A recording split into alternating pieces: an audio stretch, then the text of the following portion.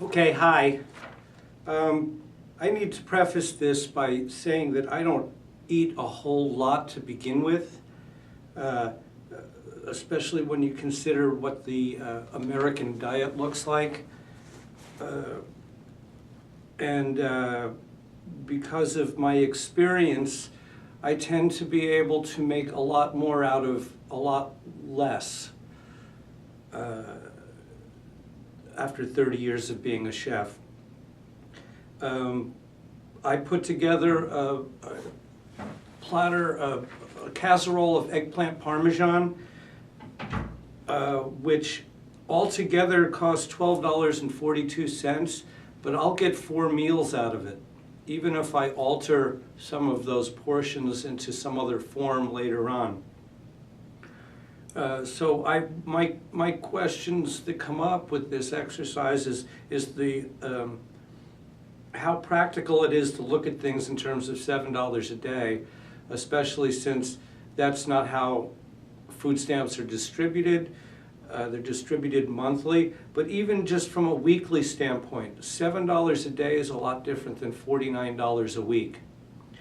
One can build up stuff and store. You can cook a whole bunch of rice and beans that can be used over 2-3 days. That sort of idea.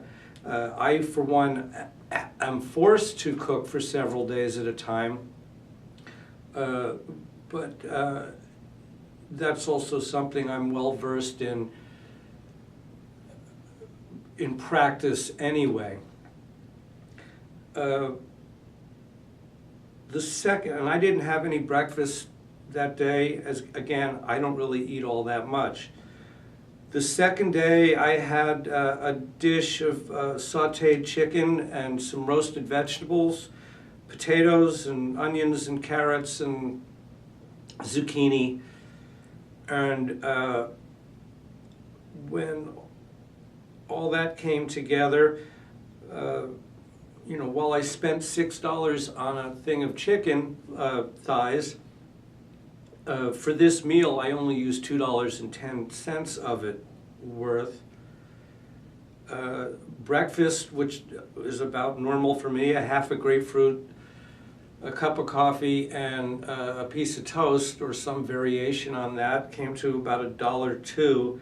So the second day my whole cost came to $4.92.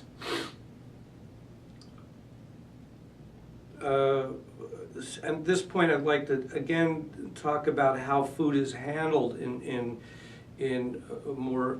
poorer environments, and specifically look at the so-called food deserts,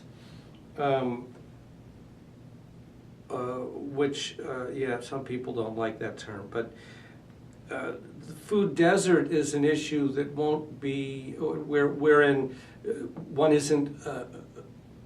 Real fresh food is not necessarily available, and opportunities to get fresh food may not be available either. But food deserts aren't solved with just getting fresh food into the 7-Eleven.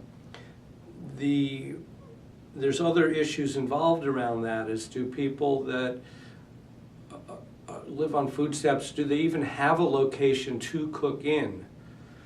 Do they even know how to cook?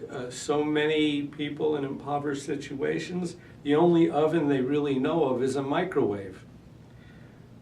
And so it's not such a cut and dry, just get them some fresh food. They have to know what to do with it. I hate using that word "they," but that's what I'm doing today.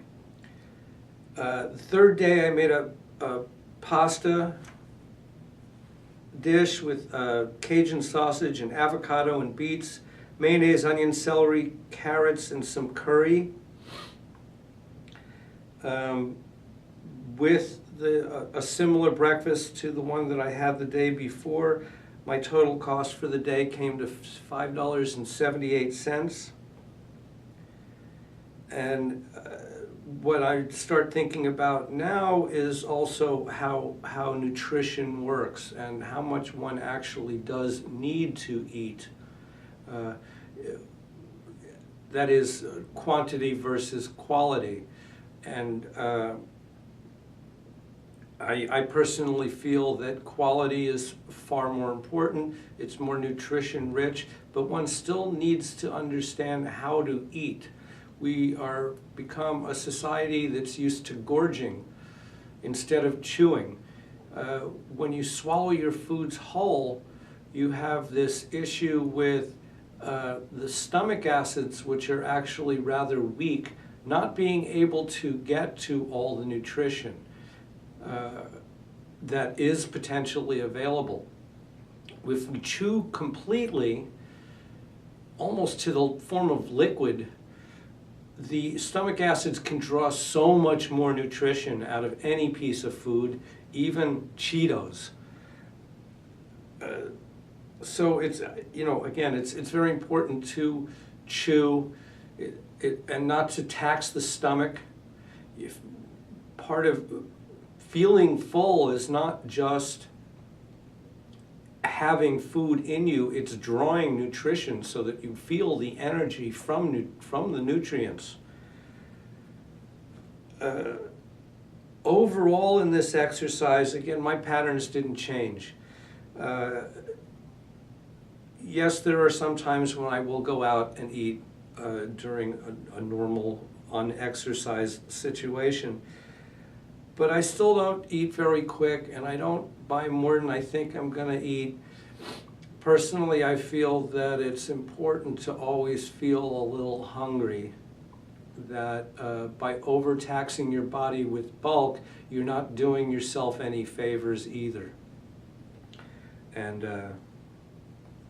see you soon.